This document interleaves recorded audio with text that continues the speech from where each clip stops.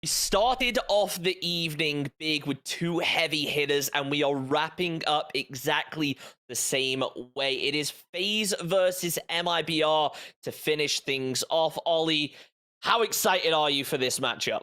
It's going to be a great matchup. It isn't a match that we got to see inside a Six Invitational. It is a match that, of course, we saw inside of Stage 1 of the BR6, but we want to see how these two teams have developed, not only through Six Invite, but through that off-season as well. MIBR are a team that came and shocked a lot of people, I think, in the way that they like to play the game and really announce themselves on a global stage, and they're going to look to try and carry that forward here. FaZe, of course, the team that was sitting at the top of the standings over after Stage 1, and will continue to do so sometime, I believe, here in Stage 2.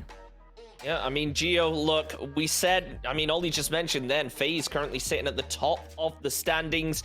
Are we going to see a bit of a switch up tonight, or do you expect things to stay the same, or is it just too close to call?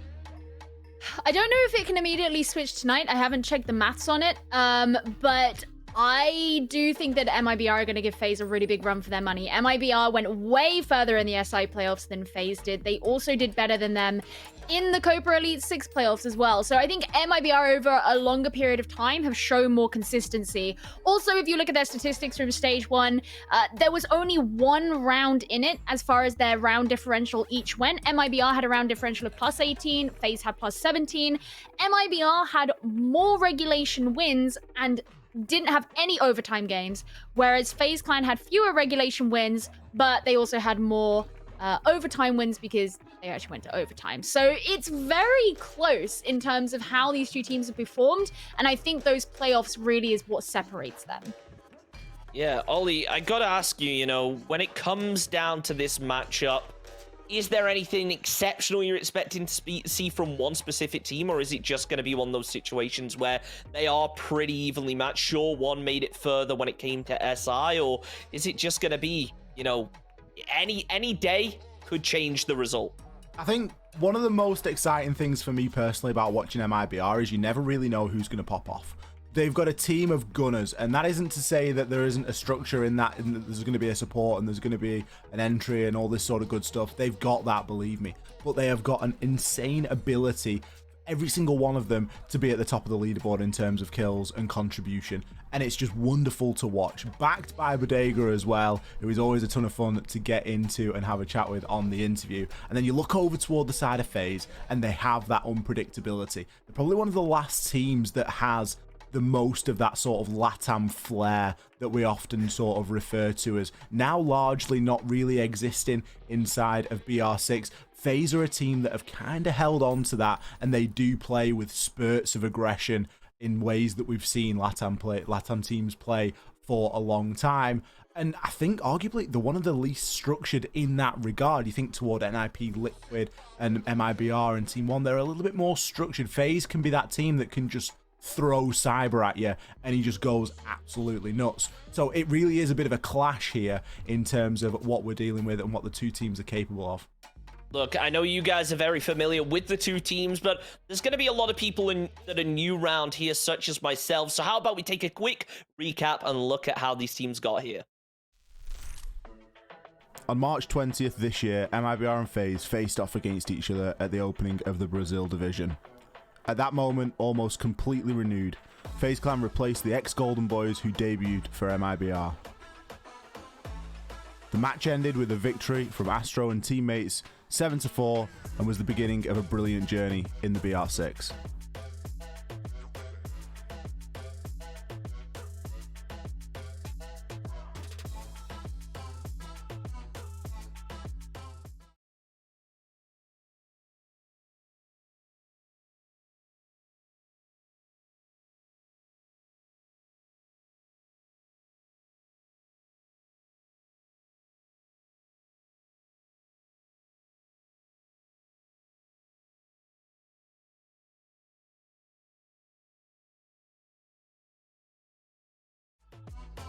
The path taken by Lucan and his teammates until they reached a spot as the top 3 in the world was one of ascension, while their opposition FaZe was in downfall.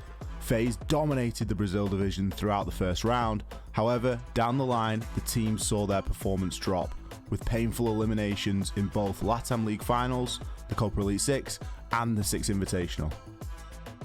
MIBR grew week by week, and in Stage 1 of the BR6 in 3rd place. In the Copa Elite 6, they would have to settle for 2nd. And in the Invitational, they secured a podium finish, just behind Liquid and NIP. Fans will have high expectations on the side of MIBR, and looking for corrections in FaZe's gameplay.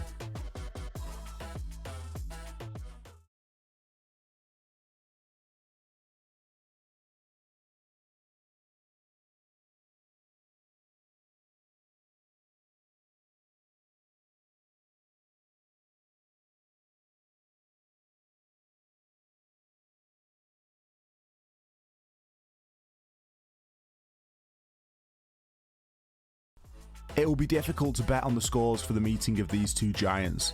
Without the power of the SI stage, will Bodega be able to encourage his players? With the morale low, will Cyber, Bullet and teammates be able to stay on top of the table? Answers to all of these questions up next with FaZe Clan versus MIBR.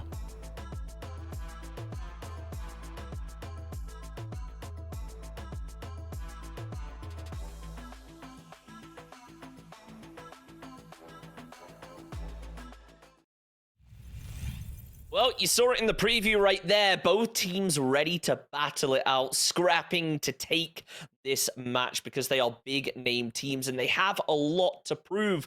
It's the first day of games here for BR6, so there is a lot on the line, not only in terms of the points, but also in terms of the pride of both teams. Gio, I gotta ask, coming into this after the performance from both teams over at SI, what are we thinking is going to be our result? Just give me a round. How many teams are each round going to take? Give me numbers.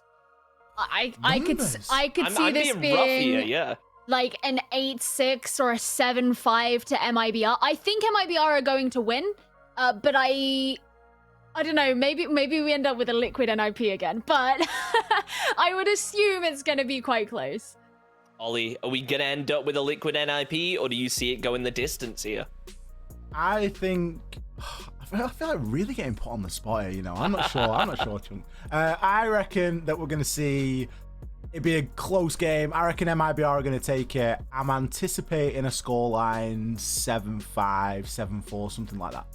So a close one either way. You can tell it's going to be a hard-fought battle. And you mentioned earlier, look, any player on either team could absolutely pop off. There's not just one player who consistently frags above the rest. They are a team of heavy hitters right here. If we did have to pick one, though, Ollie, from each team, I'll let you pick a team and I'll let Gio pick a team. Which player am I to keep? I've never seen Siege before. Which player am I keeping an eye out for tonight? It's a really risky one right on the side of FaZe because you could say Cyber, but he's usually very hit or miss. He's either at the top and doing amazingly well, or he's having one of those games where he's struggling. It's almost a bit like a Cyber yay or nay day. Soul's very consistent on the side of FaZe, probably one of the best players inside of the whole league in terms of consistency. If you look over toward the side of MIBR, it's kind of hard to get away from Lucid. He's usually the one that's in and amongst the action. Lucid, Raps, Philippox, kind of take your pick between those three. Yep, I gotta ask quickly though, as we hop into the map vetoes, I always have to do it to you. Which map are we ending up on, Gio?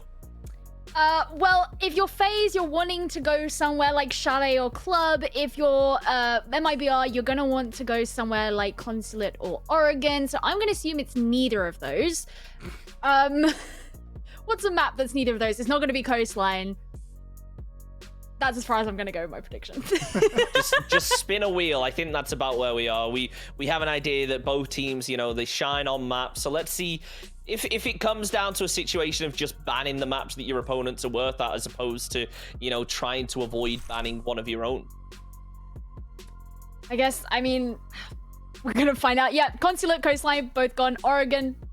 Oh, Cafe, that was one of the maps that I left out. That'll be it. Oh, Villa. This is an interesting one because MIBR in the last 4 months have played Villa twice and they've only won it once. So this is a risk for MIBR. It's a risk. Let's see if it rewards them, though. The final game of the evening is underway. FaZe versus MIBR. It's going to be one to watch. Ollie, Gio, take it away. much indeed, Chunks. We are going to jump now into Villa. We do have our fourth game ready and raring to go. MIBR FaZe. Interesting map choice, Gio. You mentioned there that MIBR aren't particularly known for their Villa. Whereas FaZe, we have seen them with some recent success and certainly some recent games on this map. It makes me think, have they been like specifically scrimming it? Is this something they've got up their sleeve? That's the danger, isn't it? That's what, whenever you see a team that hasn't played a map for a while start playing a map, you're like, what's going on here? Are we hiding something from somewhere else? Unlikely. We're at the start of a brand new stage. No one's hiding anything. Or has a team been putting in the rich time in secret and are now going to start to come out and show us how they want to play this map? Well, I mean, best of luck to them, I guess. FaZe Clan have come here quite a few times. I mean, I can check these statistics right now.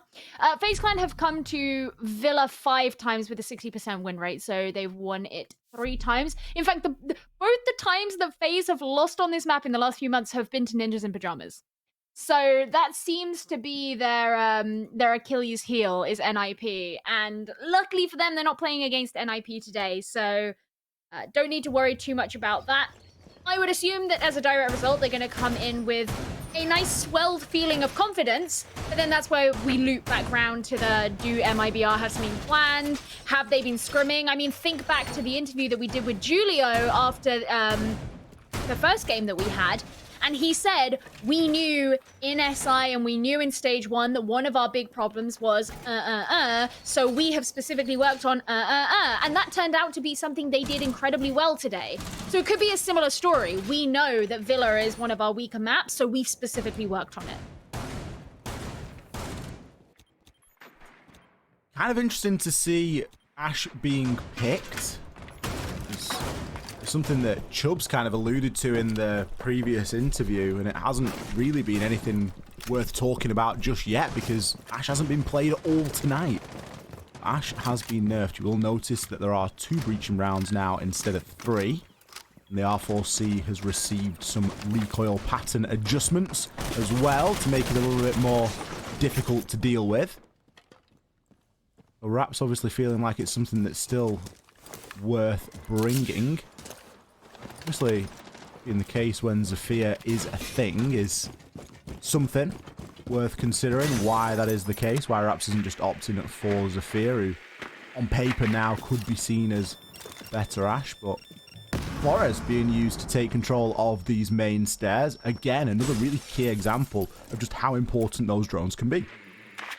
I just want to note as well, you mentioned Raps is bringing Ash. He is bringing her with the G36C, which a lot of people have decided to switch on over to after the R4C nerf. So, likes that gun. A lot of people do. I think it in the past has gotten a bit of a bad rap because it's been overshadowed by the R4C, but it is in and of itself a great gun. MIBR making their way in through Heart with the Monty, just handing over the diffuser. In fact, it's been left where it is for now. They know they need to get rid of Cyber on the main stairs, and they probably don't want to lose the diffuser in a risky position. Raps is going to try and push up as well. You see Toxic Babe canisters come on through. Not an easy situation, really, for MIBR to try and deal with. Cyber going to find the opening frag over onto Fowls, as despite losing the shield relatively early on, he's been allowed to remain and he can just sit and play in that awkward main stairs spot, despite not having the most cover to do so. Another early death for the Flores, similarly to what we saw in that last game that we had, where in round number 1, Flores didn't last very long. Hopefully we'll get a chance to see him be used a bit more throughout the course of this game, maybe. Other than that, everybody else is still standing, and tons of time has gone, so players have done well to survive out this long. You are seeing some vertical pressure come down from below. There's a nice trade continuing on. FaZe with a significant upper hand now as Cyber quad kill. Where have we seen this before? Eventually we'll be getting taken down there by Reduct. I'll throw us all back to a game where Cyber opened up a game on Villa with an ace, and it was a very short affair indeed. We could be seeing flickers and signs of that being the case here tonight. One of the things that really hurt MIBR in that round was the fact that they didn't commit to the clear on Cyber on the main stairs. You saw the pressure coming onto him very early on in the round, but the thing that ended up bringing down the Monty at the very end was the fact that the impact forced him backwards and Cyber could just come up from the main stairs to secure that kill. And yet, while Reduct got a couple of kills from behind straight after that, there was barely any time in order to capitalize on that. So there were still defenders alive at the point at which the round ended and Reduct got brought down himself. So, that was a disappointing one there for MIBR, and I think that not clearing main stairs is a bit of a rookie error. It's not something that was overlooked by them because we saw that they paid attention to it at the start, but it's something that they decided to kind of let go of as the round went on. And I'm hoping that in future rounds when they return to AVG, they won't do that because it's a very key part of the map. But they won't need to worry about it in this round because FaZe Clan have come up to Trophy and Statuary, which is the very typical secondary site. Flores been brought back, so maybe we'll see Falls survive a little bit longer in this one, maybe. I also want to note as well, Boo Boo is not a new player.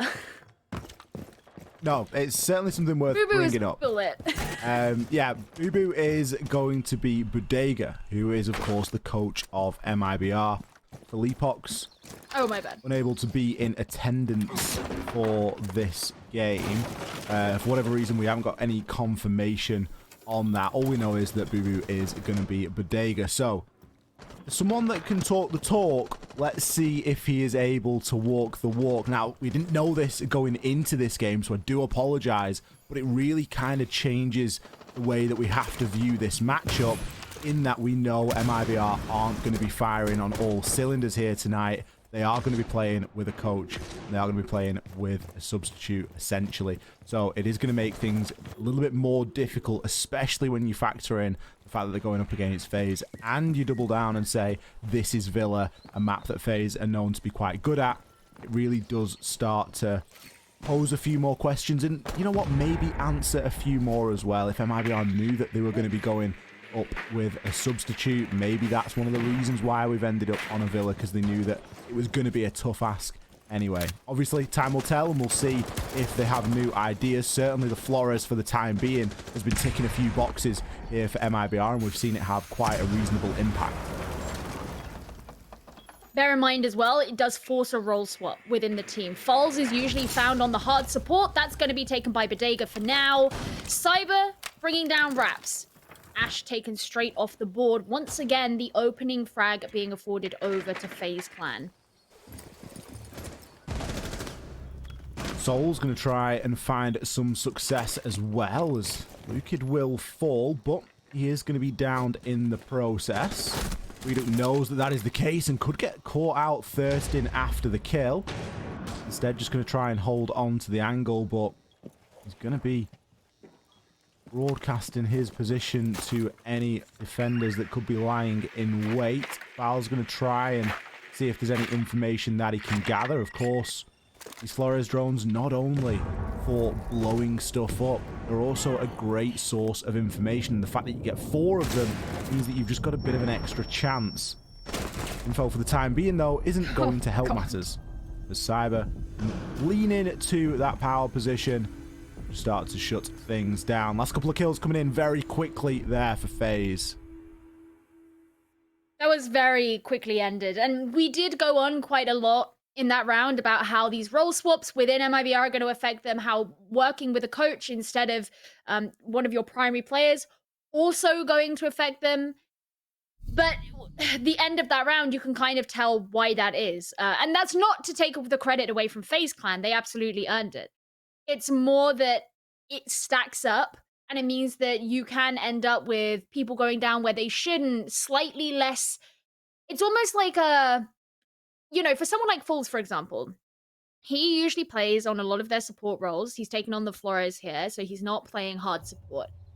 Now, he knows how to play that, but it might not be as muscle memory or deeply ingrained in him in the same way that well-synergized teams are. So you have to consider that even the tiniest differences regarding subs and things like that and role swaps can have an effect. But, I mean, I really, really don't want to take away the credit from FaZe Clan. They've played this very well so far. We know that Villa is a map that is way more in their own favor. It's just something to bear in mind. So FaZe Clan are going to be going to their third site of Kitchen.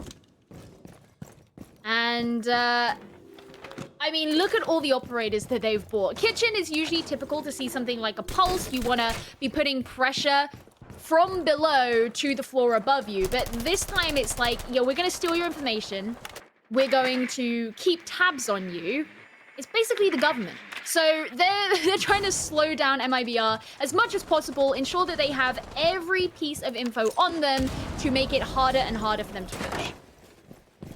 As if MIBR needed anything that was going to make things more difficult for them as well.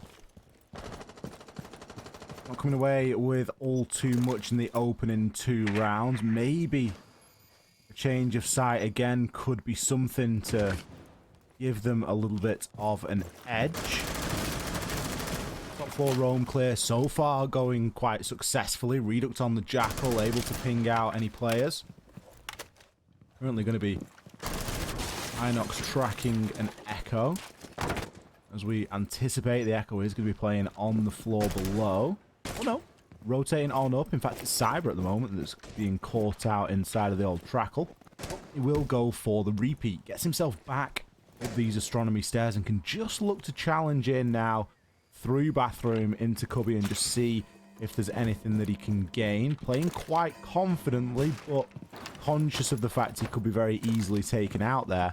Despite a lot of time being wasted, more than happy to rotate back down onto the site and to not take any initial gunfights.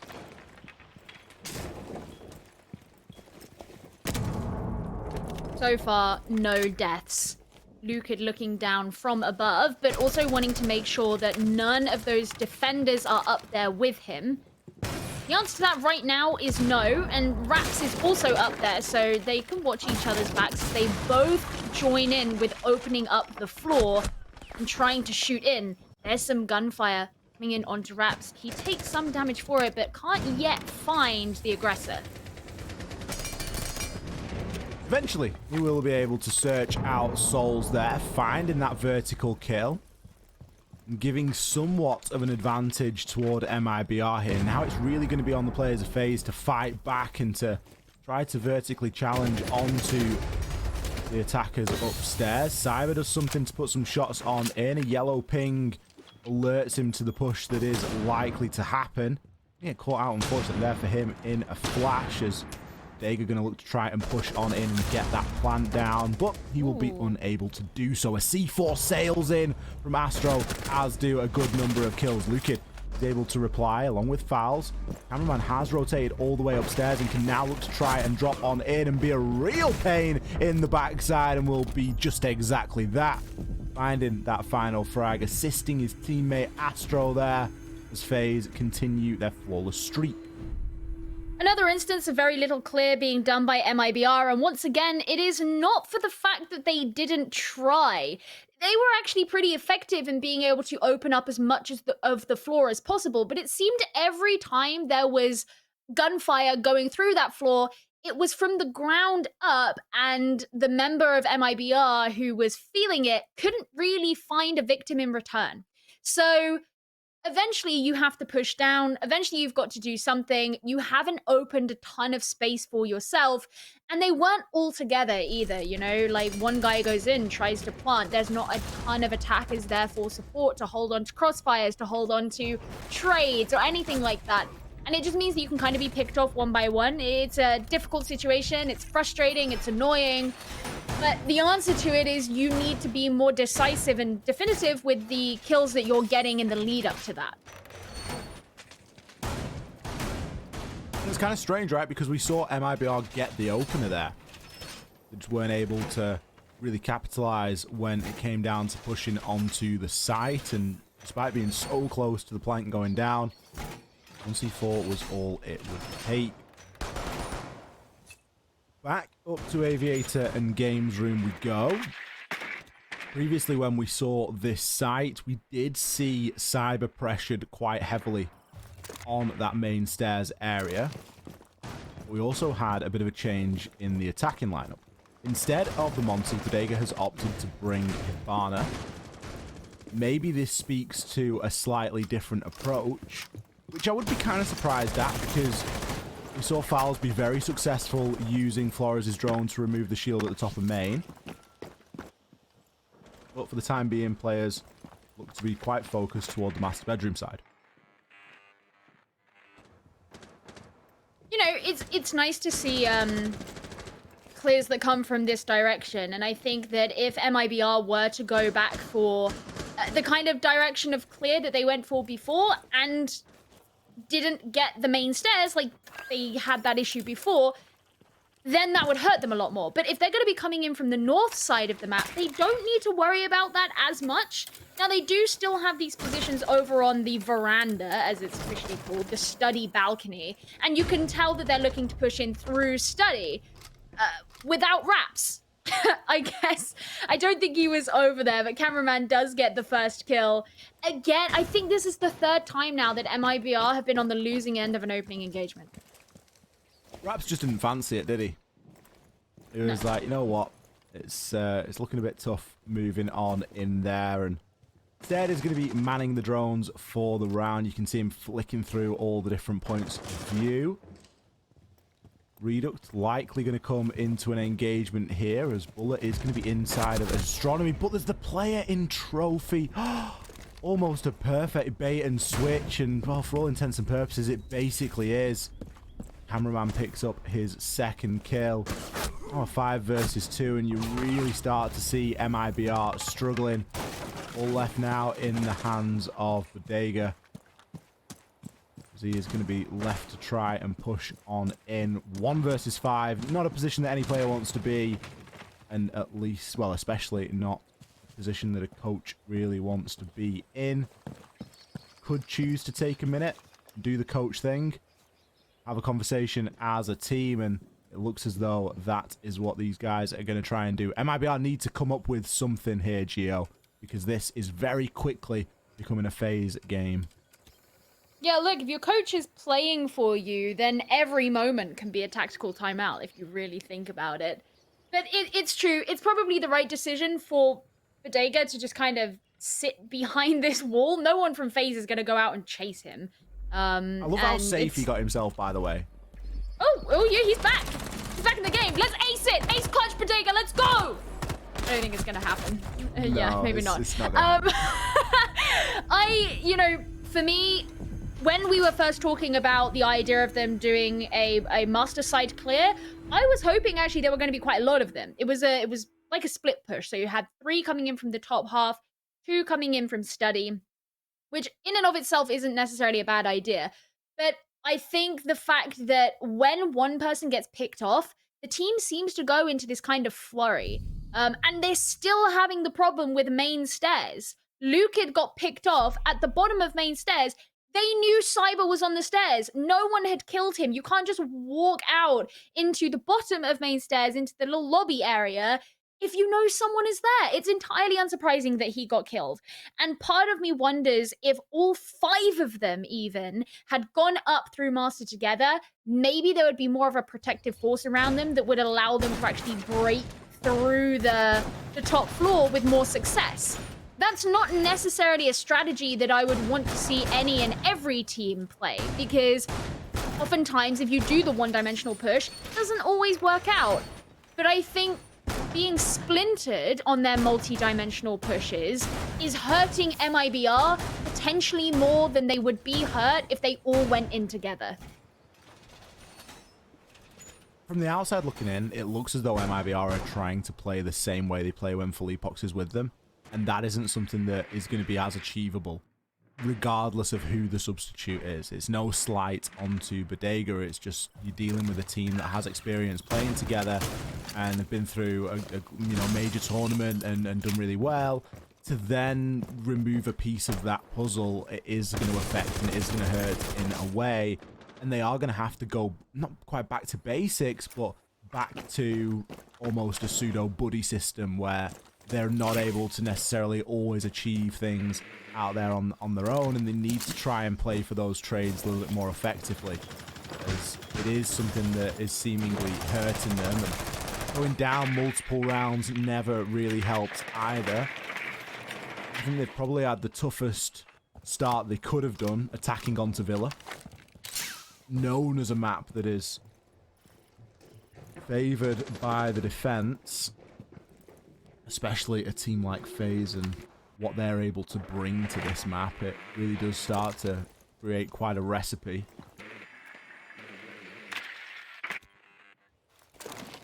I mean, at least all 5 members of MIBR are still alive. Positives, Gio. You gotta bring them. It will be funny though, you know, if this does end up being a very dominant game to FaZe Clan, it means that both the games that we had today, where we would have expected that to be the case, or we would have expected it to be the closest and the most competitive, would have actually ended up the least so. Which is very curious, I find. And if in MIBR's case, it can be attributed so much to... It was Raps again! Okay. In MIBR's case, if it can be attributed so much to the role change and the sub and the issue with Philippox being out of it, it's not necessarily something that you can rely on getting better throughout the course of the stage. It will somewhat, but will it enough? Perhaps really struggling on entry. Redux will respond. The Souls gets chunked down as well, but we're going to see the kill go in favor of FaZe. It's going to be Astro to step up to that plate. Cyber going to be playing Ella shotgun again, as he typically does on this site. Such a dangerous player to go up against with so much firepower, with an advantage and time on their side. FaZe are looking pretty good here. Vegas still to make entry into Master, and it feels like it's going to be a dangerous place to get yourself embroiled into at this point. Lines of sight being watched as well as Toxic Babe Gas comes through. Surely that gives the indication, and Redux takes it and runs with it. Finds the kill over onto Souls. Bullet tries to wiggle peek on through, but is unable to do so. But Dega tries to get the plant down. It's a real mess, but it's going to be a mess that MIBR capitalize on. Final kill going in their favor. Desperately trying to get that plant down and covered by Lukid. Hey man, they heard me. I will say, Lukid, just in and of himself, is an incredible player, and absolutely the kind of player who you would expect to pull out a play like that. I mean, it was him actually back in stage 1 who ended up having to take medical leave, I suppose, for a couple of play days. And I mean, it looked just fantastic when he came back. You would never have known that he had taken some time off. So it's really nice to see him pulling through for the team and actually being able to clutch a round through. They needed it, and I would imagine if they can take this next round, a 2-4 split is actually not too bad. Suddenly they find themselves in a position that's not one to be too phased about. FaZe, get it? Get it? Get it? You're entirely right, Gio. 2-4 split on the attack on Villa is very favourable. There is a chance and an opportunity for them to start picking up rounds and really making something happen. And for FaZe, it does start to put a little of that pressure back onto them as well. It is going to take players stepping up. Redux currently 6 frags, really leading the way. We have Fouls, Raps, and Bodega on 2 kills between them all.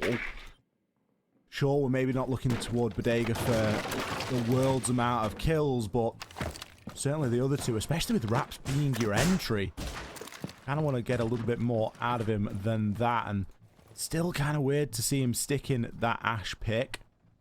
I mean, to be fair, he's still playing entry. He's just entry death. He's just entering badly. This time it was Luca that entered badly. Yeah.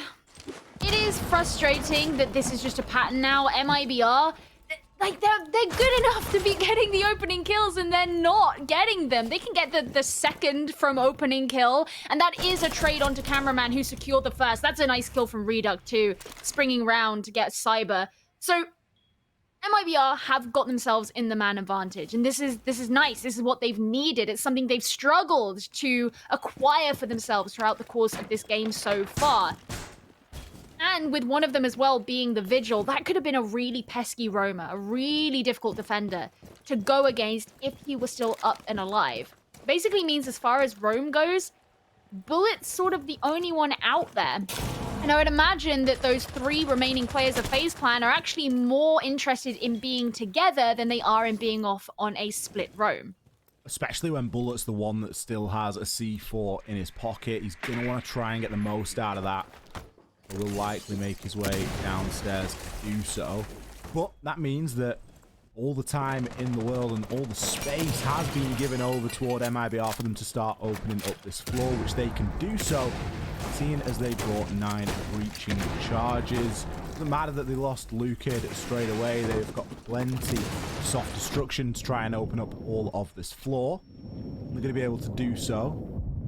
Still, a minute does remain. The C4 is going to swing through from Bullet, and it's not going to land. Unfortunate stuff for him. Vega has the diffuser and has a plan. He knows he needs to try and get that diffuser down. There is a man count advantage currently for MIBR. Oh my God. Have they done all of their fact-finding? I think the answer is probably going to be no. Astro gets an all-important kill, but Fowls is there to instantly level things back up. Still an advantage here for MIBR. Bullet left watching onto those astronomy stairs. Could see an engagement with Reduct, pending on how Reduct wants to try and play this. Souls is going to be alive, but can he get into a position to use that Echo drone or not? It is not even going to come to it. Raps and Fowls, they pick up the final 2 kills. And all of a sudden, after that little bit of a chat, MIBR have gotten their stuff together. And they're going to finish that at a 2-4 split, which is a world away from the way that I thought it was going to go, Gio. What was really key in that round was, I mean, the positioning of Astro in Laundry, super risky. And the reason that I was, emoting was the fact that you had a player directly above him who hadn't seen him. The hatch was open, the floor was open, and they still didn't know. Now, what was really key there is even though Astro jumped round and got the kill on Bodega, it doesn't even really matter that much that Astro got traded. I mean, eventually it did. But this play particularly was the fact that Bodega threw the Selma before Astro got the kill. So Astro only swung round on him when Bodega moved to throw the Selma. And what that meant was that the laundry wall got opened regardless. And because there were 2 players from MIBR there, and the trade went in the favor of MIBR, so ensuring that Astro was taken off, you got what you wanted. You wanted the laundry wall to be open, and you pick up the diffuser, which is right by your feet. So it was a really nice attempt from Astro, and that could have gone horribly for MIBR. But it didn't, and I think if Astro had preemptively jumped out on Bodega, maybe he would have died in the trade, but MIBR never would have gotten the laundry wall open, and that was what is the important thing if you want to be pushing through from that area. It's like when you get a pepper from Ops and it's got a small pepper inside of the big pepper and you're like, I've got pepper for free. What? Okay, firstly, I don't eat pepper, so I don't buy pepper from the shops. But what do you mean a small pepper inside a big pepper? Oh, if you've never had a small pepper inside your big pepper, you never lived. I don't know. I'm not entirely sure how to take that, Ollie. I don't know what you're talking about. It's okay. Basically, you get something that you're not bargaining for, you get something that you weren't expecting, and it worked out exceptionally well. And it's one of those things that it's only that you can look back after the fact and go, you know what, that played out there for the best. And for all intents and purposes, Bodega is doing a great job at filling that role of just being the diffuser carrier, being that hard breacher when required. Now on defense, he's going to be playing onto the Wamai, trying to get those magnets out. There's maybe a question over putting him on to an operator whose gadget generates over time, but that remains to be seen. Because currently, aggression is going to be being dished out inside of Astronomy. Redo, you could see his face on the player cam there. He looked like he was a little bit exasperated at falling there, but he's already taken out 2 players, Cyber and Bullet. I love the fact that FaZe kind as well. They've brought an operator lineup that's deliberately designed to be as disruptive as possible, and yet they're the ones who are currently at the man disadvantage, right? They haven't been able to disrupt MIBR as much as they were looking to do. Well, here's one of those disruptive pieces of utility right now with the E1D. No one's going to be caught out in it, and no deaths to have occurred. So still everyone remains standing. Soul's looking to push in. There is another player on the other side of this window. Out goes the C4, but it got shot. Oh, it didn't get shot, in fact, but it doesn't actually cause the kill. FaZe, they might have the Lion, they might have the ability to scan, but I don't feel like this is one of those rounds that knowing where your opponent is going to do you any favors. We've got Souls, who obviously has the blowtorch and 2 nades, but realistically, what are they going to be able to get open? Or is it going to be a single doorway push? Dagger laid prone. You can see him, he's already barking like a war cry into the player cam at the bottom. Hiding his time. No, we got up at the wrong the timing! moment. Such bad siege timing there from Bodega. It's something we all hate to see. Lucid, can you pick the pieces up inside of this round? Grabs one over onto cameraman. Soul's now looking to push down 90. Lucid goes huge, picks himself up a second. All you have to do, Fowler, is stay alive. There's 10 seconds left, goes for the swing, but will be taken down by the pistol. Wraps instead with the one to pick up the pieces, as it was Fowles that died a little bit previously. The shotgun really booting him across to the other side of Games Room there. MIBR have their fortunes changed. I mean, FaZe Clan just came out for blood in that one, because as soon as the diffuser got dropped really early on in the round, it was like something switched in their heads where they were like, this is personal. And they just jumped straight in, going for all the gunfights rather than necessarily trying to play it all careful and slow and whatever. And I mean, what else are you going to expect from a team like FaZe Clan, right? That is their thing. It's their trademark. Didn't work out for them, though, in that round. They still maintain the lead, but they won't for very long if MIBR pull out more rounds like the ones that they just did. And honestly, if the timing thing with Bodega hadn't have happened, he might have been able to get a kill there. I don't think he would have been able to get both. He would have almost definitely been traded out. The thing is, no one expects a player lying on a half landing. It's one of the freest kills you can get, because it's like a frost map. No one expects him to be there. No one wants him to be there. You die to it, and you go, why was he there? He was in a great position. It was just so unfortunate that he bottled it at the last second or whatever it was that led him to get up out of that prone position. Ultimately, it didn't matter. Lucid was still able to get the job done, and the information that it provided was, of course, enough to come up with a couple of kills. MIBR are looking much better since they got onto the defense, which I'm kind of glad at, honestly, because the way that they started this game, it wasn't great. But as it's gone on and as it's developed, they picked up a couple of rounds of attack. Now they've started to pick up rounds on the defense. They picked up their first round. If they can make it 2 here, you could really start to see FaZe pushed. And I think that would maybe draw out a different FaZe Clan, because at the moment they've had a lot of things going their way. Yeah, MIBR are not going to be liquided today. Are we going to make that a thing? Until Team Liquid redeem themselves, yes. It's a real shame that NIP didn't play Blitz, because we could have said get blitzed. You know, like you'd blitz Liquid. You with me? Sure. I don't think that's as good as Get Liquided. I think Get Liquided is way more catchy. What about get blended? Like Liquid. Sure, I mean, Astro got blended. Get it? Because he just died? Yeah, I don't think it's quite that. We maybe need some work on that one. I tried. I can't segue. We'll keep with Liquided. It's kind of fun to say as well. Okay. Well, MIBR, the whole point is they're not quite going to have a fate that Team Liquid had earlier on today, which was a bit miserable. Lucid might, though. Cameraman catching him out from behind, getting revenge for his fallen teammate. It's in a 4 versus 4. Halfway through the round as well. Raps is really low on health. There was no way he was going to be able to get away from that nade, let's be real. FaZe Clan looking to push in aggressively still. Don't forget, of course, that the site is over on Trophy and Statuary, so with Cameraman being all the way over at main stairs, he's got quite a commute to go before he's over there, but good job. A couple of his teammates are here in bathroom and pushing down the defender who's holding on to the Astro stairs. FaZe is really starting to get pinched now as he just narrowly escapes. Cameraman instead will turn around, grab the down. He's drawn for the shotgun. He win the engagement. Only time will tell. He's going to aggressively push on through the barbed wire. Semi gives him away, but he's looking happy enough to peek round anyway. Deal a ton of damage in toward Bullet. Bodega late throw. He is going to be successful. Souls, you've got to land your shots, my friend. The final 3 kills do come in. Souls securing that final kill. FaZe, they respond. They pick up their first round of attack.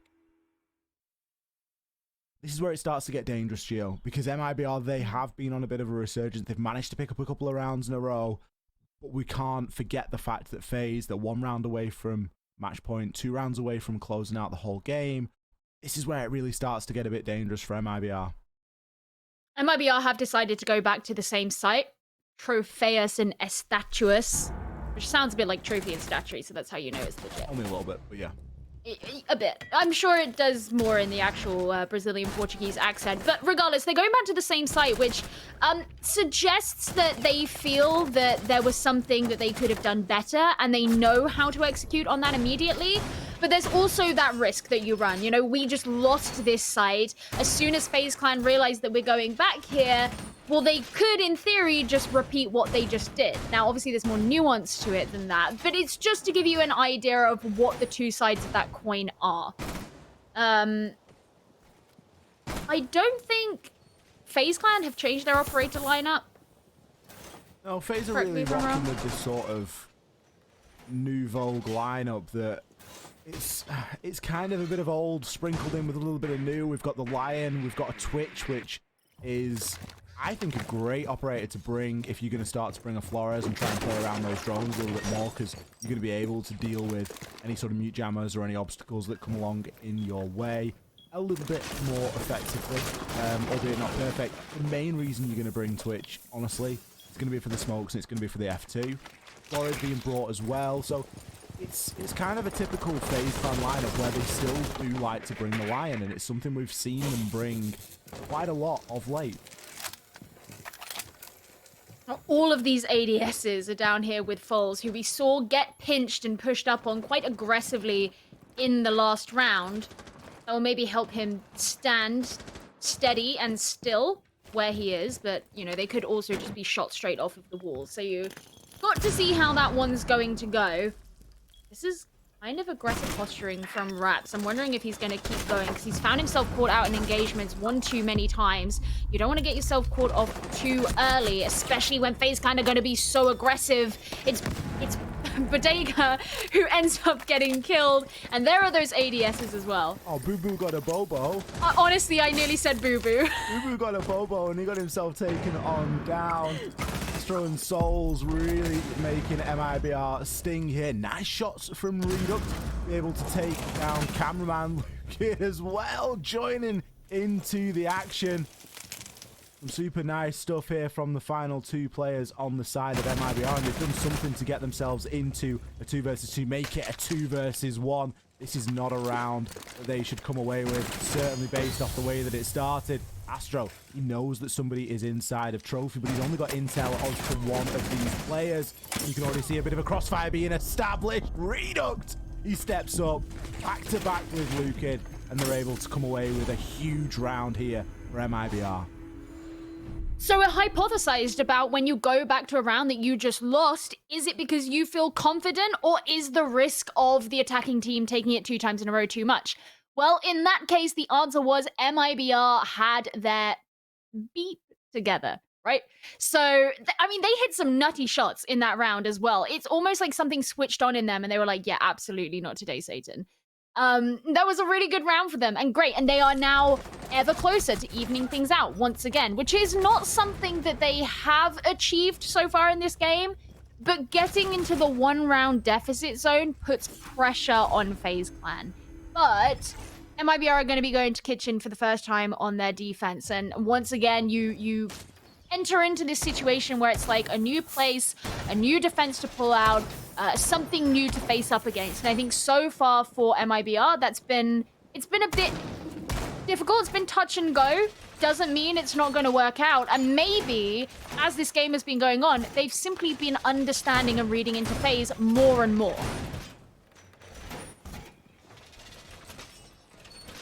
See if MIBR can make a pattern of that. Reduct currently 13-7, almost double positive.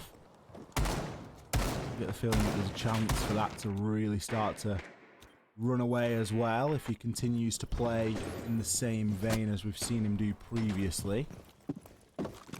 I like the addition of the Frost here. I think it just gives FaZe something extra to worry about. You know, you often see players, when they know that a Frost is in play, every single time they hop through a window or walk up a stairs or anything like that, there's just something in the back of the mind that's going, just tap fire one bullet on the floor as you hop through the window, and it just takes you out of that crosshair placement and takes you out of where you really need to be for a fraction of a second, and often can be enough to throw somebody off and take a little bit of advantage. See if it comes to anything here. Lukid, lucky to be alive, my friend, as Astro is going to be firing over onto main stairs. Flying scan comes on through, but no one too concerned just yet. This is MIBR's opportunity to have that really steadfast main stairs defense, right? Because that's what they struggled with so much against FaZe Clan. And I know it's for a different site, but they've still got Lukid over there holding onto it really strong. And they don't want FaZe Clan to be able to move through the bottom of the entire map. And you can see big rotations coming out here from FaZe Clan as well. They have plenty of time to be making the rotation too. Souls is already up in closet, so trying to hold on to the north side of the top of this map. Reduct a couple of attempts to get rid of the drone, but finally got there. We're going to be trying to make use of Flores drones, but it isn't really going to matter all too much. Souls is going to be able to find the frag over onto Reduct. Floor control now largely being gained. Cyber can't find the vertical kills. Look at how does he just stroll on in? I honestly thought he was an attacker. You're going to be able to find the kill before getting taken on out by Astro. Still an advantage here for FaZe, a 4 versus 3. What about that for a rotation? I wonder how much that took him by surprise, just as much as it took Cyber by surprise.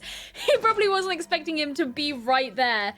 Bodega knows that someone is above him somewhere, but he's awaiting the information for the rest of his team and probably not going to rush out of the position that he's currently in.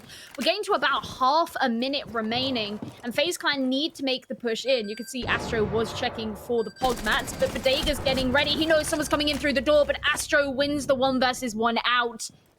2 versus 4 at this point puts FaZe Clan in a mighty advantage, but Raps is going to make that a 2 versus 3. Fouls and Raps have an opportunity here, especially if Raps keeps hitting his shots. Eventually will be shut on down. Fouls, ooh, it doesn't look like very kind recoil from where I'm sitting, but he will eventually find the kill onto Soul. Just got to try and keep himself alive. Goes for the pre-fire. Unfortunately for him, will lose on out. Cameraman there, able to pre-fire his way on through. FaZe, what seems like finally get themselves onto that match point. You know what's kind of funny about the entirety of this game is not once has a diffuser been planted. No. This is not an objective game. This is it's a revenge game. I think it's a little bit of revenge. We saw Bodega, he attempted the diffuser a couple of times, but it was by no means a regular thing. In often cases, ended up getting him killed, but it's certainly not something FaZe are concerned with. They're not phased. Still funny. By the way, I googled the pepper inside a pepper thing. I don't think I've ever seen that in my entire life. It's kind of, are they different colors? Oh, it's Gio, we'll have to have a chat after the show about the pepper inside a pepper. I can hear the smile in your voice. You sound so happy. It was honestly, it's a whole nother ball game. Oh my goodness. Okay. All right. Is it like where you get a double yolked egg? Yes, exactly that. Right. I get it. I get it. See? Yeah. Well, now we just got to convert you to start eating peppers and you'll be there. no, peppers are disgusting. Honestly, you're losing fans by the minute here on this broadcast saying that. Hey, look, if I don't like peppers, it means I'm leaving more peppers for the people who like That's peppers. true. That's also true. Exactly. So, anyway, FaZe Clan, match point, Ponto Decisivo. They didn't win their push onto AVG back in round 7. MIBR successfully defended it. It was a round where FaZe Clan were trying to be exceptionally disruptive towards MIBR. They've kept on with the same attacking lineup the whole way through, so I can't imagine things will have changed too much in terms of their approach there, but they weren't successful in doing that in round 7. I do wonder as well how they're going to split themselves in terms of the north-south pushes. They have seen the mirror window over towards Master, but they're also preparing for a push through Study. I mean, Astro is on the Study window looking over to top main as we speak. Reduct, a player that we've seen do a lot of damage from this position inside of Astronomy. See what he's capable of here. MIBR are likely going to play this a little bit more tentatively based on what is going to be at stake. A couple of E1Ds already coming out shows that FaZe don't really want to take any chances here, and they'd like to try and get it sewn up as soon as possible. Which does make sense because, given the chance, MIBR are a team that is more than capable of striking back. They're just getting baited out by the Gemini somewhat, as Bullet is going to try and get Flores drawn into position. Bodega has to get himself out of dodge. He's going to lose position, but not much else. Doesn't get hit by any damage. Instead, can continually place his magnets and try and keep himself alive. Ooh, that nade isn't great, though. Yeah, brutal as well, because there were 2 ADSs at the top of the stairs, so those had just straight up been... Oh, no, they haven't. They're still there. So it just wasn't covering Bodega's position. That's really frustrating if you're them. FaZe Clan, 4 versus 4 at this point, forcing that player out of Vault. It looks like they're looking to open up Vault here. I did see a ping. And you can see Souls getting ready with the blowtorch, sending in the nade just to clear out anything that may be behind. Want to open that one up, but still the players from MIBR are getting very prepared for this. Rap sending over the C4, but it doesn't find anybody. A line of sight really inside of that vault wall as well, so certainly no access, just something for cameraman to try and work with as he is on the 90 window repel. But realistically, it's still going to be a single doorway push that we're looking at here. We have around 30 seconds left to go. Utility going to start to come in now from Astro. He's got a couple of smoke grenades on the Twitch he can try and make use of. The players continually get chipped down. Lukid going to be doing some significant damage. Is he able to find 3 kills? Why is everybody just pushing Lukid? The diffuse is cold on the ground. This one's said and done. Poor old cameraman in the clutch situation. Finds one, but can't even confirm. Fouls, swings with the shotgun. MIBR hang in for one more round. Yeah, the Kings of AVG, apparently, holding on to it. FaZe Clan, not quite in the overtime situation. So they have one more chance to take this game in regulation. If it did go to overtime, that would be MIBR's first BR6 overtime. Crazy. They're a team that win or lose, it really isn't anything in between. We haven't seen them play into an overtime. We've not seen them get stuck in any of those sort of really long engagements and long games. It's been a clean win or a clean loss. So it's kind of nice to see them push there. Yeah. No, it's good. It's certainly good because firstly, because it makes us look smart because of the predictions that we made at the start. Even though we predicted MIBR to win, it's still like the scoreline and the level of competitiveness, you know?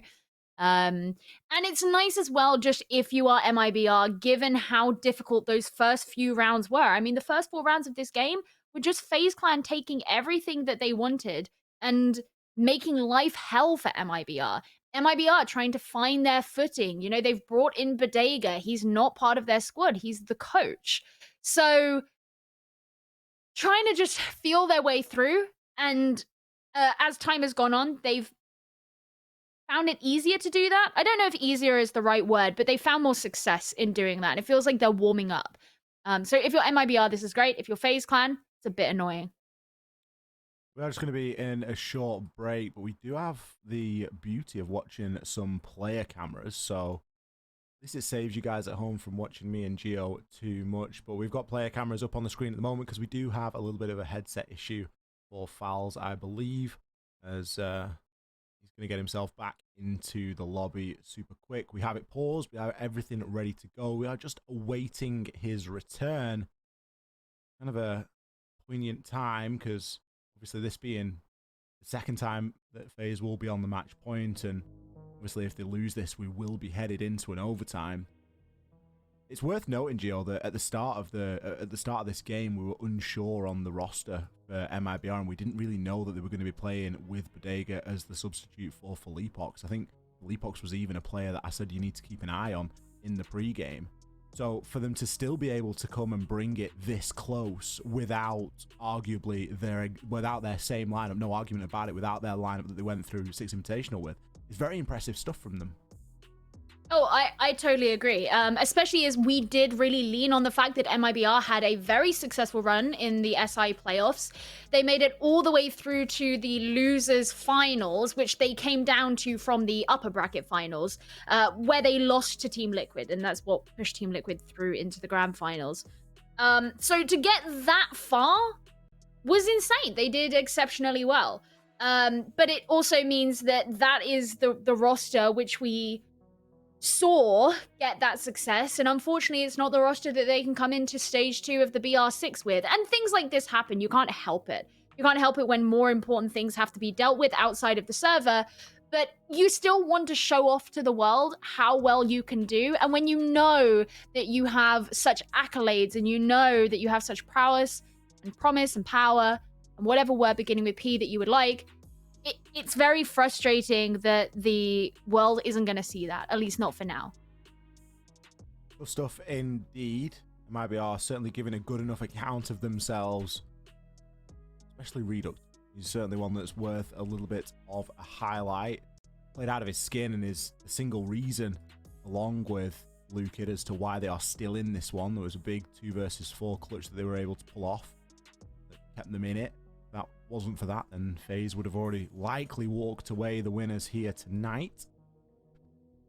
Good to see a lot of Flores being played as well, Gio. It's, I think, an operator that, if you really sit down and think about it, it ticks a lot of boxes for Villa. There are so many powerful deployable shields here on Villa that you're going to want to try and get rid of, and it just circumvents all of the typical ways that you would try and deal with those shields by burning things like ADSs, magnets. It makes that job a heck of a lot easier, and it's something that we've seen not quite be a consistent pick, but it's certainly a pick that both sides have used on occasion. I just saw out the corner of my eye the 6 pick, and I thought that it was the Flores who was being 6 picked, and I was going to make a joke about it, but it's not. It looks like our boy Boo Boo maybe 6 picking off of Warden. Hopefully it shouldn't be too long before we get Falls back into the lobby and can continue on this game. I feel that, you know, there's so much tension in the air because this could be the last round, the very last round. And I'm also interested to speculate about what site MIBR are going to go to, because the only site that they have looked really good at on defense has been AVG. They can't go back there. They could go back to Trophy, which I would imagine probably is going to be the one they go to. They won Trophy once, they lost it once.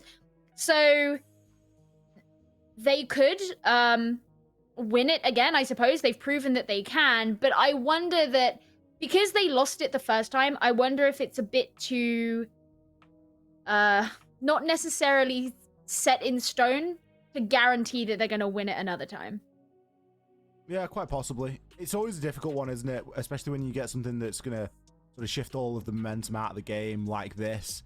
It does make it very difficult to sort of call what is going to happen from this point onwards. We are, in fact, going to be in the process of actually remaking the full lobby now. I think we've actually run out of time on the pause, and we're going to have to get everybody back on in, but I can see it being built already in the background, so that is all well underway. It really does start to shift some of the momentum out of the fixture when you start dealing with a gap that's going to be essentially this long, because we are in quite a lengthy break at the moment. We appreciate you sticking around, but the conclusion and the precipice that we leave ourselves on couldn't be more important, especially for FaZe. This isn't a game that has come easily to them. They've been pushed, and whilst it looked like at the start when they pick up, what was it, 4 rounds in a row, 3 rounds in a row, that it was going to be a very easy game for FaZe to come in. It was just like, yep, this is FaZe on Villa, like, they're a good team. Now they do face the possibility of actually losing Villa here to a team, to MIBR, with a substitute, when previously they've only lost Villa really to NIP. That's a really good point, actually. Yeah, we made a joke about the fact that they'd only lost to NIP previously, but that was FaZe Clan, right? Who've only lost to NIP, because MIBR. Let me get the stats up. So MIBR only played Villa twice in the last couple of months. The time they won was against Oxygen, so that would have been during SI. The time they lost was against Atheros Esports, so presumably that was in the Copa Elite 6. You look at their bans, Villa is banned by MIBR 11 times. This was playing against NIP 3 times, and then a bunch of the teams they faced at SI, so Parabellum Esports, Giants Gaming, SSG, TSM. But banned by the opponent way more times than that. But I think that speaks more to what the opponent prefers, because we have Liquid in there 5 times. Well, I would imagine that Liquid banned that 5 times because Liquid don't like Villa, rather than because they're scared of MIBR on Villa. So it is not a map that they like to come to a lot. But yeah, whereas FaZe Clan, they have only ever lost to it on against NIP. Lost it against NIP, sorry, in the last few months, and their opponents ban this against them a lot. They've had it banned against them by a slew of different teams. So we've got Liquid in there again, BDS, Empire, Dark Zero, Team One, Furia a couple of times, NIP even once. So teams know that FaZe Clan can be pretty hefty on this map. And they've proved just that today, and I think maybe the addition of Flores has been a bit of a difference maker in that sort of success, because we did see a couple of the rounds there going toward MIBR, but MIBR's successes have largely been on the defense, where they have been able to just go toe-to-toe with the players of FaZe Clan, and, you know, substitute or not, they've been able to hang at that level, and certainly Reduct in terms of hitting his shots, and Lukid. It's been a great display of gun skill across both of these sides. Guys, thank you so much for bearing with us. We are ready to hop back into the game. I can see it all loaded up on my screen. We're jumping right back in where we left off. Match point here for FaZe. Rodada 12. I don't know what 12 is in Portuguese, but we'll go with it. They're going to be going to Kitchen. Okay, I thought that maybe they would go to Trophy, because that was the site on which MIBR found some success back in round number 9. On their Kitchen defense in round 10, they didn't. FaZe Clan won that, and it's the only time that they've tried to defend Kitchen as well in this game. So to me, this is a bit more of a risk. I wonder how this is going to go for them. I mean, you look at things like the Mute, the Frost, the Ella. All of these are operators and utility that's going to make it harder for the attackers to physically push in. Oh, and the Legion as well. I totally missed the Legion. It's going to make it harder for them to physically push in. So maybe they're just trying to really kind of bunker down on this site and make it fairly infallible. But I suspect we will see presence off the site too. Producer Simon has written in our chat how to pronounce 12 in Portuguese. Doce. Doce. Unsure if that's correct at this time. He literally spelled it DO-THHHH-EH. Doce. Doce. Well, it looks no like we're gonna have to exit out the lobby once again. So how did you find that round, Ollie? I'll be honest. From what I saw, it was exhilarating. I think it was the players really just making sure everything was right, because there's obviously some fundamentals that are going wrong with one of the players' PCs. I'm not entirely sure who it is. I know the initial break was for fouls and a headset issue, question mark. Yep. But there's obviously something not quite right, as I think one of the players had an issue with their mouse. So we are going to remake the lobby again, get everybody back in. This is where it really starts to get fucking difficult for FaZe Clan. I really don't know how they're going to sort of bounce back from this and maintain that mental. No, me neither. It has such an effect on the game, you know, because FaZe Clan, they will have, I mean, I guess they didn't have a ton of momentum going forward into this second half, just because it was MIBR won, then FaZe Clan won, then MIBR won, FaZe Clan won, MIBR won. So they don't have the momentum in the same way that they did in the first half. But I'm not entirely sure which team this is going to affect more. I mean, FaZe Clan, I reckon they probably still feel pretty confident just because of the way that they've been playing. It's more MIBR I'm concerned about, because they have more to lose here. If they don't win this next round, then that's it. It's over for them in this game. If FaZe Clan don't win this next round, then we go to overtime. So they still have that lifeline.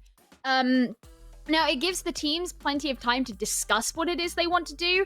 But I think just the almost like competitive momentum, that feeling, the atmosphere, the buzz of playing does get disrupted by, you know, having to fix these problems.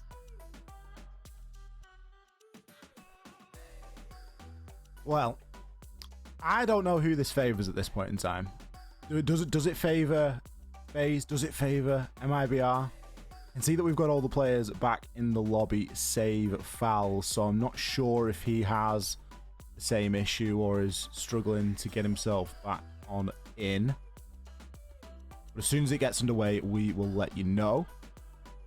You can see that Gonna have to whip out some like laptop from 2010 that he's got hiding somewhere if his PC keeps having problems. Play on that.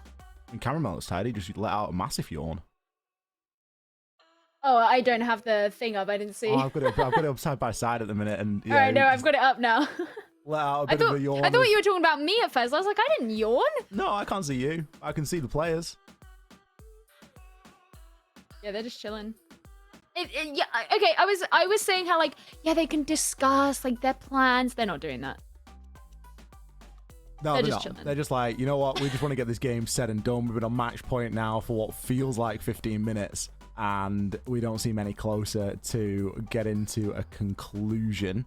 It is worth mentioning that the sort of, I believe the tech rules are a little bit lighter over inside of Brazil, just due to the nature of things like tropical storms that can affect internet and that can affect electricity and power and stuff like that. So I'm not sure on what the sort of ruling is in terms of timing with players getting themselves back on in.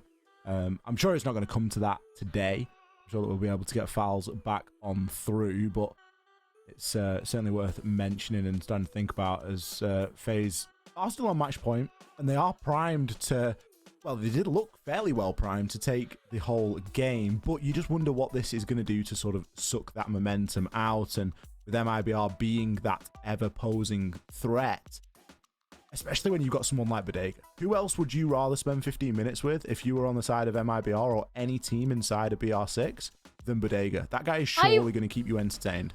Yeah, I was going to say the same thing. I was going to say if there's anybody who can keep the spirits up, it's going to be Bodega. Like, that's absolutely who's going to do that. He can make people laugh. I mean, he looks very serious right now, and it makes me worried because it's like seeing your dad cry. Do you know what I mean? Like, it's just wrong. Like, Bodega, smile, please.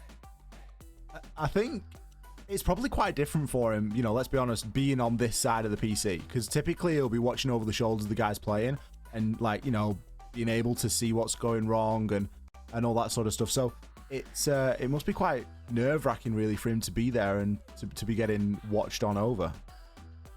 Yeah, well, let's bring Chunks in so that we can have a chat about this game so far while we wait for this to be finished off. It shouldn't be too long, I don't think. It shouldn't be. You guys need a break right there. I could tell you were stretching it as best as you could. But, you know, speaking of stretching for time, I can confirm peppers do suck. They are terrible. They're disgusting. They are disgusting, okay? This is terrible. But let's focus on the game for a minute. Sure, we're having a couple breaks at the moment, getting everything set up. Let's talk about what happened so far, because some people might just be tuning in now with it stretching on a little bit. Let's talk about how this started. It started off, FaZe were just tearing away, weren't they? And then somehow MIBR managed to start picking up the rounds bit by bit. What I want to know now, Ollie, is looking at this momentum, has it slowed down? Are we going to see one team come out on top? Because FaZe came out of the gate swinging. Will that be maybe a bit of an advantage coming into our final couple rounds? There is definitely a chance here that FaZe have waned over the course of the last few rounds.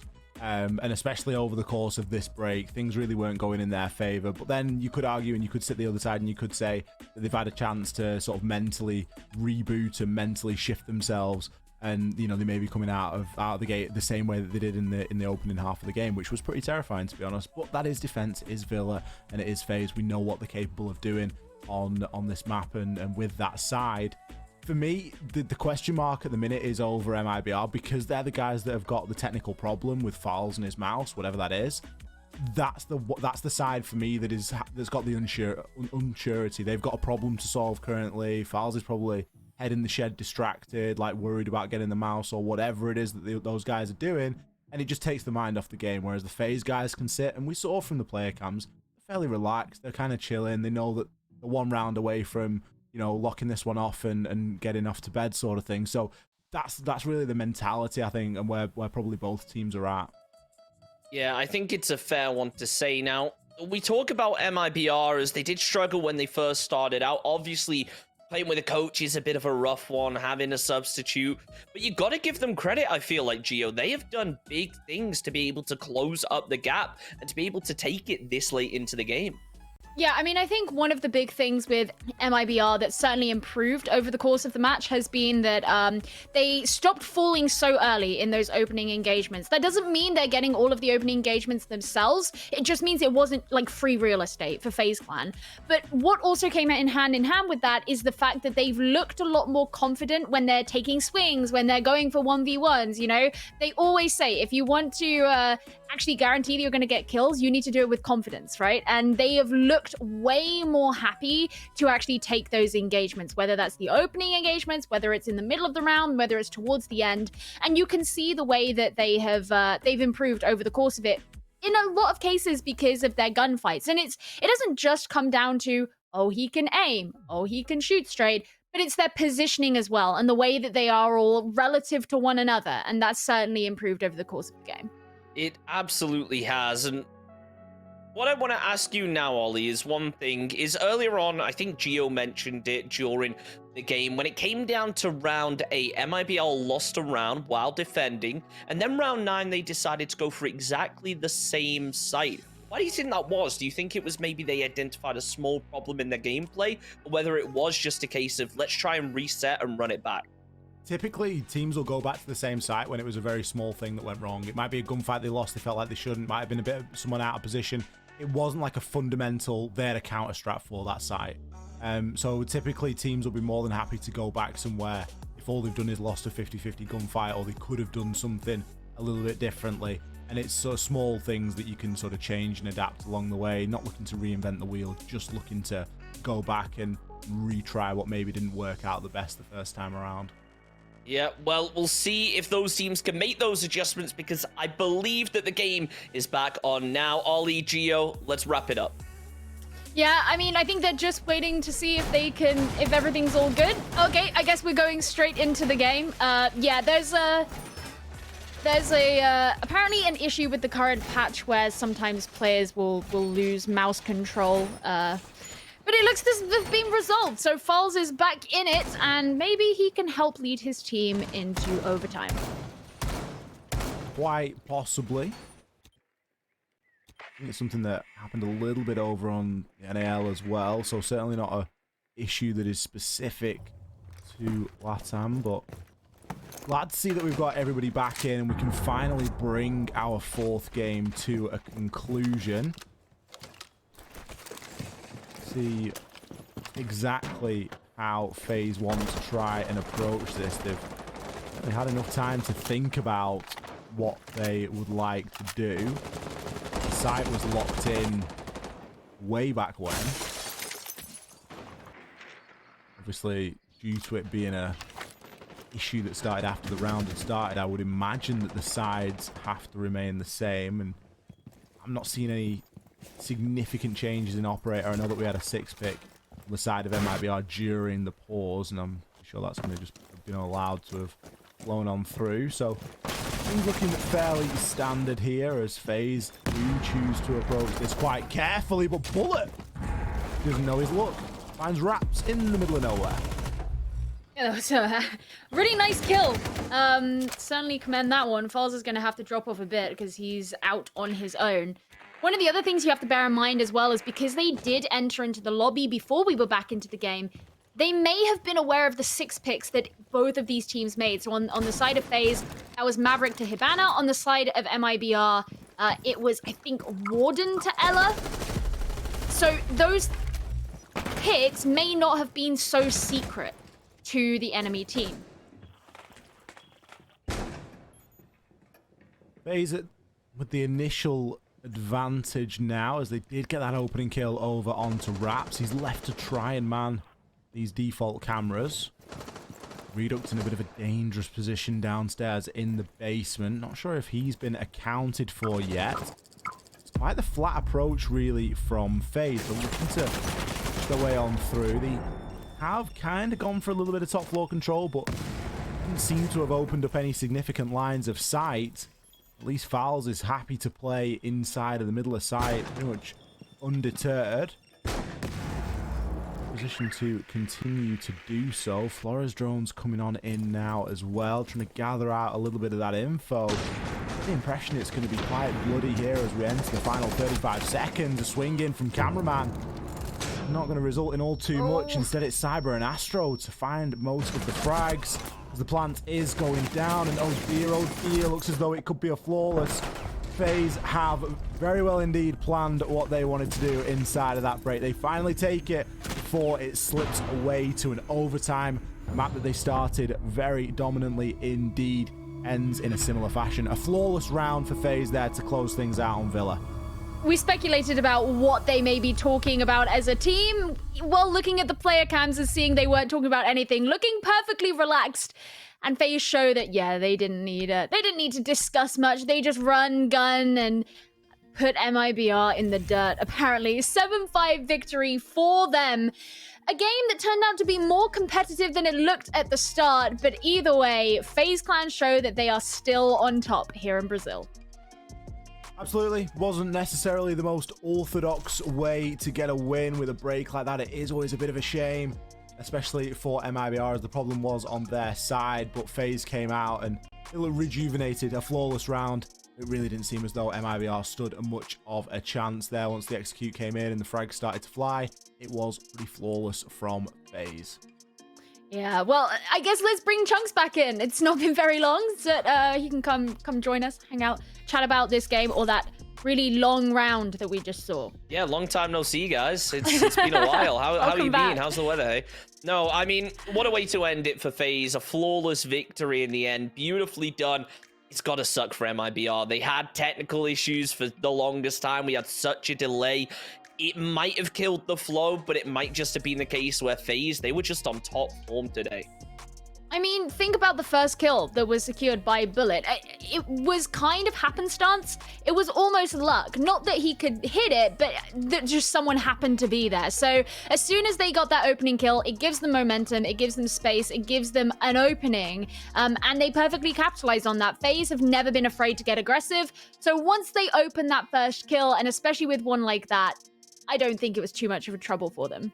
No, I think FaZe, they definitely showed dominance coming into this game. Sure, things started to slip away towards the middle, but to be able to secure it at the end, Ollie, that just takes so much skill, especially after a big break like we had, you know, where you have a few minutes of downtime. To be able to just get back into it and frag out, that's so impressive. And it shows that these guys truly are professionals at what they do. It is, and you know, that's why FaZe are sitting there at the top of the leaderboard. They are that team that can work off a little bit of aggression, and they're an emotional team. They work off that energy and they work off that opening kill going in their favor and then being able to capitalize on that. And it really is just a snowball that keeps on rolling down the hill. That's exactly what we saw happen in the early part of that game. It's exactly what we see happen when FaZe start to chain wins together. You know, it doesn't take a genius to work it out. You look at FaZe's position, they're currently sat at number 1 inside of the standings. But you look over at their wins and losses and how many games went to overtime. They aren't the cleanest team at doing it. They regularly go to an OT. They regularly throw a game a little bit in the middle and have to come back fighting. And that is just who they are. They're just trying to make the fans nervous. That's all. They had it in the bag the whole time, I'm sure. It really sucks for MIBR, though. It is unfortunate they were playing with a coach, and we have received word now that apparently for the rest of the stage, they will be playing with a sub, which is not ideal. But I think as the stage goes on, as they play more games together, I think that chemistry is probably going to improve. I think we can see them working together a little bit better. Do you think that's fair to say, Gio, or do you think maybe, you know, he's a coach for a reason? I mean, no, because in Rainbow Six, the story of Dizzle will, and those who know what I'm talking about, the story of Dizzle proves that coach for a reason doesn't exist. But I mean, look, MIBR had to play with a sub back in the early part of stage 1 with off trades as their sub, and they still performed really well regardless of that fact. And I don't know if it means Bodega's going to be standing in the whole way through or if they're going to bring in a separate sub, but this is a team that have shown before that they can play with a sub. And yeah, whenever you bring in someone new, you're always going to have to build some synergy and get to know the new roles you're playing and the new jobs you're doing and how the communications are going to work. So I'm not going to give them too much of a hard time. They went 7-5 with FaZe Clan, a full FaZe Clan with their coach standing in. That's not a bad result at all. Absolutely, it is not. And I do find it impressive. Look, we wanted to see a lot of Siege tonight. That's exactly what we got. We got overtimes. We got a very long final game. Any excuse to see a long match between MIBR and FaZe, will take it. But, you know, FaZe, they ended up winning it. And for that reason, we do have cameraman here for an interview right now to see how things ended up going. Cameraman, welcome, man. What an impressive performance to be able to reset at the end there. Porque ela avisou a gente que jogar, infelizmente. Hello, hello. Can you hear me? Tá saindo som aqui, Tá saindo som aqui. Hello? Pode dar bala aí. Looks like we're having a couple technical issues here. No, it's okay. So we're just going to switch away for a moment. We're going to try and get that sorted out in a minute. But let's try and get into his head right now. How do you think that FaZe managed to reset after that one? How do you think he's going to answer? Do you think he's going to be cool, calm, collected? Or do you think maybe it was a stressful one for him? No, there's no way. There's no way he's going to turn around and say they were stressed. They weren't even talking to each other in the free host. They were just chilling on their phones. You think he found that hard? No way. You know what? It shows that when you're that dominant in the early half of the game, even if you have a couple of maybe slip-ups in the middle, you're able to pick it up towards the end, and you're confident to come in towards the end. Now, what I wonder now, Ollie, is this confidence from FaZe Clan. Obviously, it's deserved. They're one of the top teams, not only in Brazil, but also in the world. Do we think we're going to continue to see that over the next couple of weeks, where they're going to be coming up against more and more tough opponents? Yeah, quite possibly. I mean, tomorrow's a bit of an acid test for FaZe, and maybe we get to ask cameraman about that in a few minutes when we get him back on in. Oh, here he is. There he is. Cameraman, welcome. Apologies for the technical issues. How was that game for you? It looked like you were maybe stumbling towards the middle, but you picked it up at the end. Yeah, we had some new strategies. We were really we had a bad time playing against NIP at the 6th Invitational when they banned Yana, and we only had that game at the time. So we added another play style, and it's working really well. Even though we threw some rounds, Reduk was playing insane. He got back like he won lost rounds, attack statuary. He played really well, so congrats on them. They play really good, even playing with the coach. And yeah, it's a tough team. I've always said that. We need to be really aware of of the game and how things are going. You guys found in a lot of your rounds, particularly on the first half, that very quickly you would get the opening kill. How much do you think that affected the outcome of many of those early rounds? We are used to get some early kills because we have some pretty early map control of the important areas of the map of each attack. But we seem to struggle a little bit, and we are working really hard to stay on the advantage and not throw the rounds. But that happened like once or twice this game. But as I said, like that's the main point. We are working really hard to make sure it doesn't happen.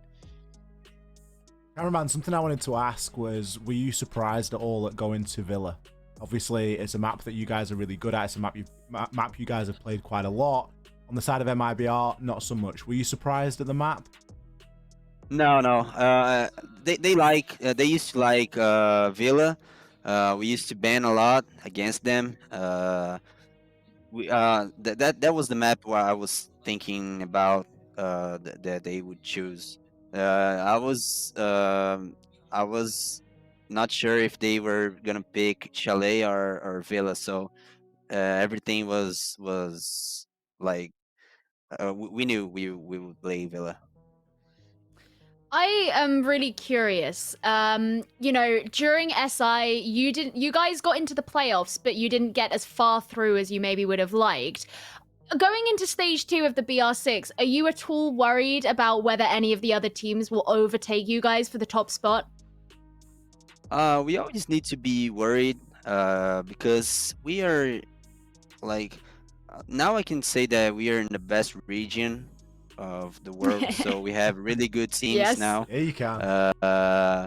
And we can have mistakes, as I said, like throw some rounds and well, and if we want to be the best team in the world, we need to be aware of these situations and try to minimize the errors. Like you can't have any mistakes, and you need to be the best team to play, and we weren't the best team in Six Invitational, and we didn't play like champions, so we need to fix that and to lift that hammer. Cameron, what's your thoughts on Flores? It's a question that I've asked a couple of the other guys that have come on for an interview tonight. But obviously, he's very popular in terms of pick rate, only being available most recently as of earlier this week, and already we're seeing him a staple inside of competitive. What's your thoughts on Flores? I didn't watch the other games. Did they play a lot Flores today? Yeah, and especially in NA. NAL played a lot of Flores. Yeah, okay. Team 1 played Flores today. Yeah, we've seen it a bit.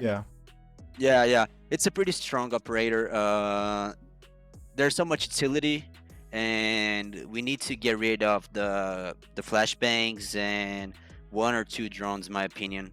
You can't have like an operator with that amount of utility, so it needs to be reduced like as soon as possible, in my opinion. I think it's too strong. Maybe like 3 drones and no flashes. I think that would balance a lot, in my opinion. Well, definitely an interesting outlook on it, and it's going to be interesting to see how things do end up changing as we progress, whether, we are going to see more people picking him up or whether it is going to end up getting banned. What I want to ask you is, out of all the other teams in the group right now, teams that you're coming up against, are there any teams that you feel might be dark horses that could maybe sneak up on you and catch you off guard? Team 1 is getting really good, really fast. You don't see that so often. Teams with no experience, LAN experience, playing like they are playing. So I'm very aware of their play style, and we need to be to play really good against Team 1. Liquid and NIP, they are always good teams. It's always a good match to play against them. It wasn't today, it was 7-1, right, to NIP, so that was kind of surprising. But yeah, as I said, like we're in the best region right now, so we need to be aware of every situation and every team. Yeah, I mean, it was definitely impressive to watch tonight. Cameraman, thank you so much for joining us, and thank you for bearing with us, because it was certainly a long final game to play. Best of luck for the rest of the stages. That means that is all of our games for this evening done and dusted. But let's not forget, we still have 4 more to go tomorrow, which I am certainly excited for. How about we do a quick recap, though, and look at the results of what exactly went down tonight, how things are looking after it, because there were some surprise performances, and I feel like Game 1 was a